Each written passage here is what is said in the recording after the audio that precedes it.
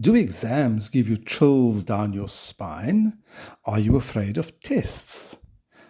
Well, success in exams are largely about how you prepare, all the things that you have to do before the test or the exam, or even before delivering a presentation. The exam itself is about showing what you know, using the methods you have used within the allocated time frame. Let's explore this simple mind map which I've done, and this explains how you should think about exams, tests, or even a presentation. Probably the largest aspect of exam technique is about preparation. And you'll see on our mind map that preparation encompasses quite a large block. The next thing to do is once you've prepared and you've understood everything about this exam, you're then going to confirm inside the exam to make sure that what you prepared for is in fact what will happen. Then you've got to get to choosing what you're going to write in the exam based on the various kinds of questions. Thereafter, within the exam, you are going to allocate time, understand the numbering system, and then proceed towards active writing, which is also a large activity. Active writing is going to take up the majority of your time during the exam, but because you are well prepared and because you know what to expect, you will be able to do so easily. The last factor is reviewing once you've completed your active writing, and then check for mistakes, try to improve what you've done, and that will optimize the way in which you return your exams. Let's now look at the first two steps in our mind map. The first one we said was preparation. Under preparation, the big item is self-management. You need to sleep enough and to sleep peacefully. Make sure that you get the proper nutrition, that you are not hungry, and that you've eaten quality food which will sustain your energy over a long period of time. And lastly, adopt a positive mindset. You've put in the work. You've done your mind maps. You've done your memory associations. All of that together will produce a good result. So be positive and pat yourself on the back. Go forward with confidence. The self-management is critical. Then time management. As importantly, you need to know how long this exam will be and how much time you're going to allocate to each section of the exam. Before the exam happens, you are going to revise the relevant sections and you will feel mentally and emotionally prepared. The venue for the exam must be known. In my time as an educator, I have found that some students don't actually know where the exam will be written if it's not written online, and they've pitched up at the wrong places. That is a disaster because it will cut the amount of time you have available, or you may not be able to write at all. Understand what content this exam will cover. If it is, for example, an exam in a language, understand whether it will be a grammar paper, a literature paper, or a creative writing paper. So be clear on what you will be tested on and what this exam will be about. And this leads to our last and important point. Understand the structure of the exam. If it's a long paper of 3 hours, there may be several different questions. There may be 3 or 4 sections, and you must then decide how you are going to tackle each of those sections. You can normally get this information from your teachers before the exam. they should be preparing you by giving you these basic outlines of what to expect. Exams should not be surprises.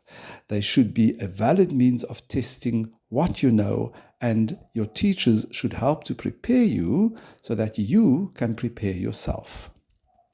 When you get into the exam room, you then have to confirm that what you've expected from the exam is in fact in the format of the paper in front of you. So if the structure of the exam said there were 4 different sections, you will check the paper and you should see 4 different sections. If that is not the case, then you will have to question, do you have the correct paper in front of you? Again, your teacher would have prepared you for the kind of exam that you are going to write. Before you start doing anything, read the instructions on the exam paper or on your screen. It may be that there are certain things you do not need to do. So read carefully, make sure that you follow the instructions, then page through the exam paper or scroll through the exam and scan the content to make sure that you are seeing what you are expecting, and this will relax your mind and enable you to proceed with comfort. The next item is choosing.